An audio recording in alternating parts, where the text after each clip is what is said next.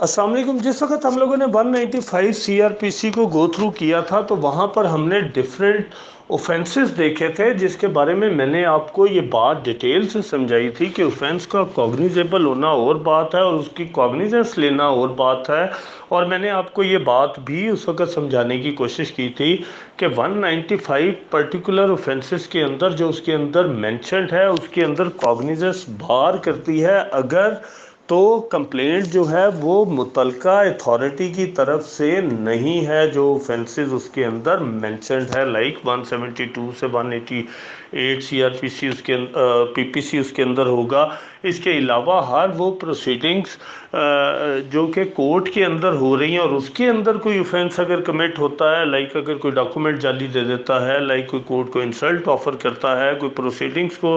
Disturb करता है, तो उन सारी प्रोसीडिंग्स के दौरान अगर कोर्ट ऐसे किसी ऑफेंस का कॉग्निजेंस लेती है तो उस सूरत के अंदर वो कोर्ट तब तक जो है उसमें कॉग्निजेंस नहीं लेगी ट्रायल कोर्ट जब तक मुतलका कोर्ट की तरफ से वो कंप्लेंट नहीं होगी। इन सारे ऑफेंसेस को जो ट्राई करने का तरीकाकार है वो आपको 476 सीआरपीसी के अंदर जो है वो मिलता है। 195 के तहत कोर्ट जब भी प्रोसीड करेगी तो प्रोसीडिंग्स जो हैं वो 476 सीआरपीसी और उससे ऑनवर्ड्स जो सेक्शंस हैं वो रेगुलेट करेंगी। यहाँ पर आपको 476 में वो जो उसके क्लाजेस हैं 195 की, उसको ना सिर्फ ट्राई करने का तरीकाकार बताया गया है बल्कि इसके अंदर हर एस्पेक्ट को कवर करते हुए कि अपील कैसे होगी, सज़ा कैसे दी जाएगी,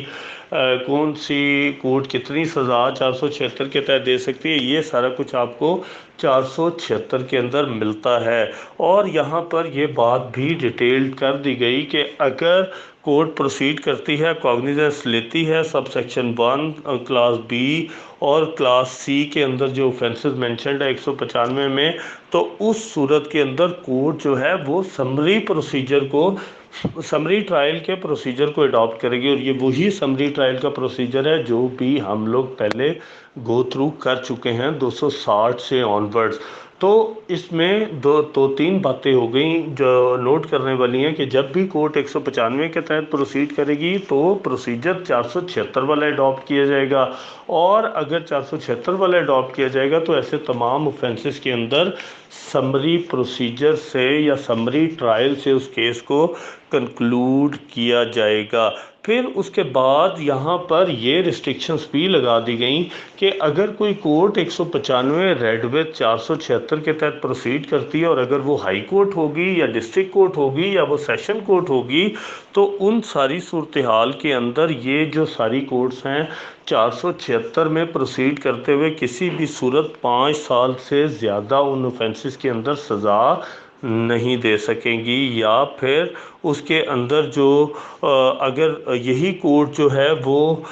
मैजिस्ट्रियल कोर्ट है या दूसरी कोई सिविल कोर्ट है या वो रेवेन्यू कोर्ट है, अगर वो कोर्ट्स इसके अंदर कॉग्निजेंस लेते हुए सज़ा देती हैं तो वो 3 माह तक मैक्सिमम इम्प्रिजनमेंट दे सकेंगी या 1000 तक उसमें फ़ाइन कर सकेंगी। और इनके अलावा जितनी कोर्ट्स बचती हैं जो कि क्लास 2 क्लास 3 आपके मैजिस्ट्रियल कोर्ट्स हैं या फिर वो ऐसी कोर्ट्स जो कि रेवेन्यू साइड पे भी नीचे होती हैं, लाइक तहसीलदार, नायब तहसीलदार, ये लोग भी जुडिशल प्रोसीडिंग्स कई मामलात में कंडक्ट करते हैं, अगर वहाँ पर ऐसा कोई ऑफेंस कमिट होता तो उस सूरत के अंदर वो जो कोर्ट्स हैं मैक्सिमम 1 माह तक सज़ा दे सकेंगी 476 में प्रोसीड करते हुए, और 50 रुपये फ़ाइन मैक्सिमम उसके अंदर किया जा सकेगा। इसके अलावा यही जो सब सेक्शन 3 है वो